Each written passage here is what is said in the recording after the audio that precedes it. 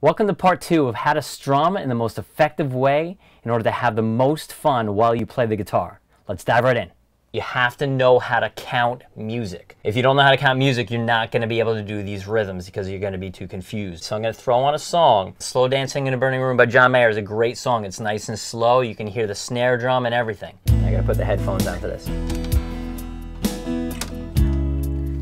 and 3 and 4 and 1 and 2 and 3 and 4 and 1 and 2 and 3 and 4 and 1 and 2 and 3 and 4. Now most songs in a 4/4 time signature are going to accent 2 and 4. The snare drum in a 4/4 time signature is accenting beats 2 and 4.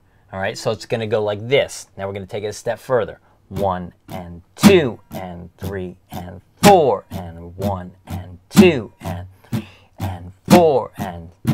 See what I mean? So now a 16th rhythm, same exact thing. You're going to go 1E and a 2E and a 3E and a 4E and a 1E and a 2E and a 3E and a 4E and a 1. Quarter note rhythm goes 1 and 2 and 3 and 4. You're only hitting it on the numbers. 1 and 2 and 3 and 4 and 1. I would highly suggest playing Slow Dancing in a Burning Room on YouTube. And the great thing about YouTube is you can slow down the video. So there's a great hack on YouTube to slow down the video. Instead of clicking on the little icon and then going to playback speed and then scrolling down and then bam, you just hit Shift and the comma key, or Shift and the period key. It's basically the little arrows that go left and right. You can slow it down like that. Another hack is you can actually hit J and L to go back 10 seconds or forward 10 seconds. You can hit space bar to pause the video as well. So the hand never stops, all right? That's really, really, really important. Then it's all about what you're accenting. Some songs will accent the 2 and 4. Some songs will accent the 1, the end of 2 and 4. So it'd be like 1 and 2 and 3 and 4 and 1 and 3 and 4 and... Cool thing is, when you're doing this, say if I'm gonna go like this.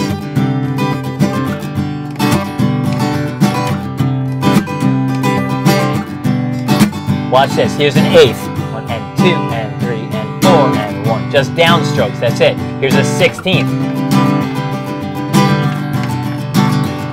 Here's a quarter. 1 and 2 and 3 and 4 and 1 and 2 and 3 and... Mind you, my hand is just doing this. 1 and 2 and 3 and a 4E and a 1 and 2 and 3 and 4 and 1. Right? So whenever you're strumming, you could be doing something like this, okay? Your hand never stops. That's the most important part about strumming. I have a song that does this. 1E and a 2E and a 3E and a 4E and a 1E and a 2E and a 3E and a 4E and a 1E and a 2E and a 3E and a 4E and a 1E and a 2E and a 3E and a 4E and a 1. So basically I'm accenting the 1, muting everything else except for the of 2. 1E and a 2E and a 3E and a 4E and a 1. See what I mean? So it's really, really important. All right, so as I was editing this video, I wanted to stop and show you a few other things that are really, really important in strumming that you need to know. All right, so one of them is how to hold the pick. All right, so this is how I hold it. So you basically, let me try to go here.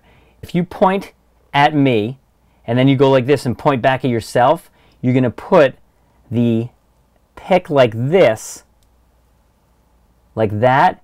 You're going to put it on here, in between. You're going to put the pick in between the knuckle and the end of the finger, okay? Right in between there. And this is like an arrow. Point the arrow out, like that, okay? And then I hold about 90% of the pick because then it's not going anywhere. Okay? See what I mean? All right, so also another thing is that you want your wrist, when you're strumming, to be very, very loose. Don't tense it up like this. You want it very loose. It's kind of like dangling. It's kind of like you just hit your hand and you're like, ow, damn it. That's how pretty much you want to strum. When you're accenting a beat, you can tense up for a second and then let up because you're hitting it a little harder. But generally you want to keep your wrist really, really smooth. So if you're doing this, just on a C chord, 1 and 2 and 3 and a 4 and a 1, see what I mean? It's very loose and flowing like water. Dynamically speaking, when you're accenting beats, yeah, you're going to grip the pick just a little bit harder because you're hitting it a little harder, and then afterwards you're going to go back to, you know, holding the pick really soft and relaxing the wrist and just keeping your hand moving. That's like literally the most important part, is just keep your hand moving. Even if you don't have the chords here, know what chord you are on, how many beats you are playing on that chord, and what you're accenting.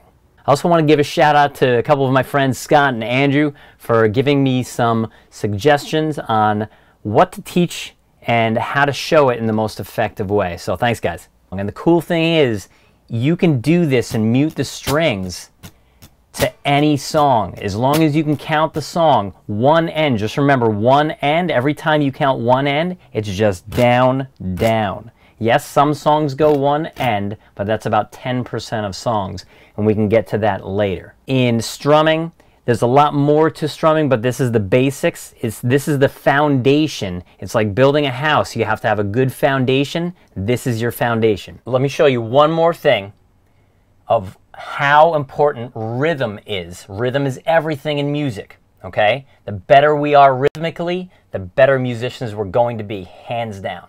Okay, this is a riff by Hutchings. If you haven't heard of Hutchings, definitely go on YouTube, check him out. He's an amazing guitar player. This is basically a 16th note rhythm, okay? 1 E and a 2 E and a 3 E and a 4 E and a 1 E and a 2 E and a 3 and a 4 E, right? 1 E and a 2 E and a 3 E and a 4 E. These are simple.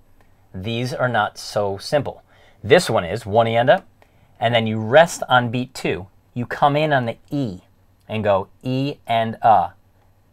And then 3E, you hold out 3E, and 4E, then you come back in on the you rest on the end.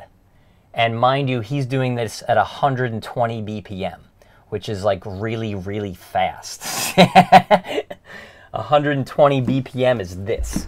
1 E and a 2 E and a 3 E and a 4 E and a 1 E and a 2 E and a 3 E and a 4 E and a 1. And mind you, you're coming in on the E, the end, and the and you're doing hybrid picking, and you're an A flat major, and these strings are tuned, instead of B, E, they are C, F. They're tuned in fourths. The most important thing is to keep your hand moving at all times, especially when you start adding the left hand. That is the key. When you start going like this, if you're doing a G to a D to a C, say like knocking on heaven's door, right? All you're doing is just 2 beats, 1 and 2 and 3 and 4 and 1 and 2 and 3 and 4. So basically 2 beats of G, 2 beats of D, and then 4 of C. C at 9, 3 and 4 and 1 and 2. All you're doing is keeping this hand moving at all times. So if you like this video, throw a comment down below on what you got out of this video and any other suggestions on what you would like for me to teach. So as always, have an awesome day and Happy New Year, and I'll see you soon.